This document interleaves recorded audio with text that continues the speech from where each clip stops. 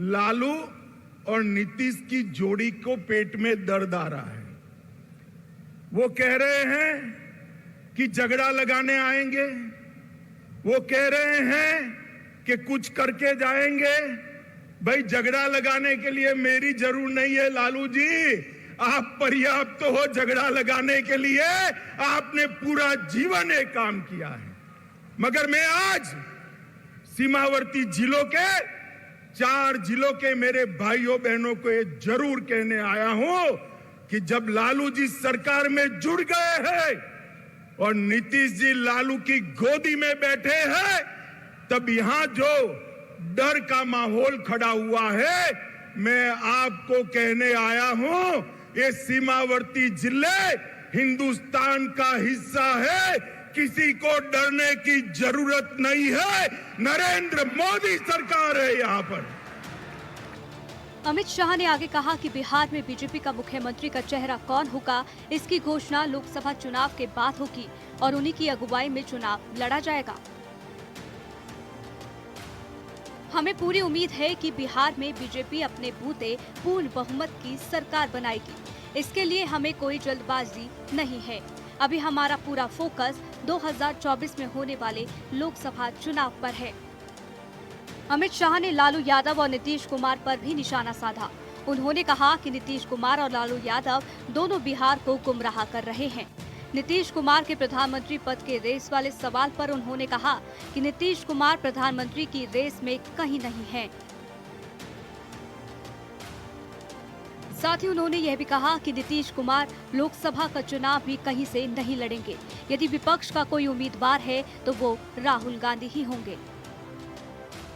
मुझे बड़ा अफसोस है, प्रधानमंत्री बनने के लिए नीतीश बाबू ने जो एंटी कांग्रेस राजनीति से जन्म लिया, इसकी पीठ में छुरा भोंककर आज आरजेडी और कांग्रेस की गोदी में बैठने का काम किया है।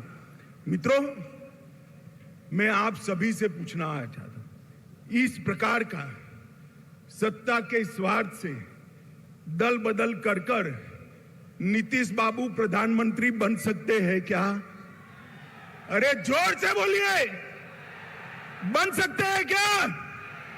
बिहार में सरकार चल सकती है क्या? सुन लीजिए नीतीश बाबू, कान खोल कर सुन लीजिए। आपने आपकी राजनीति की शुरुआत से ही एक के बाद एक कई लोगों के साथ यही किया है। सबसे पहले जनता पार्टी में देवीलाल गुट के साथ आप चले गए, उसके बाद लालू जी के साथ कपट किया। लालू जी, आप ध्यान रखिएगा, नीतीश बाबू कल आपको छोड़कर कांग्रेस की गोदी में बैठ जाएंगे और आप धरे के धरे रह जाओगे।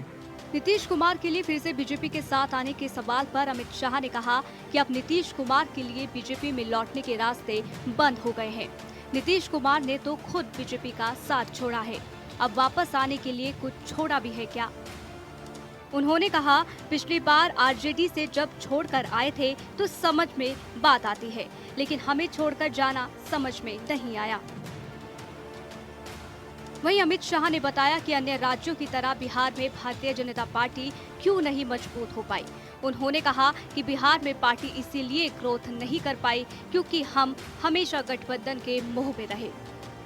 अब हमारे लिए यहाँ चुनौती है, वही एक बड़ा अवसर भी है।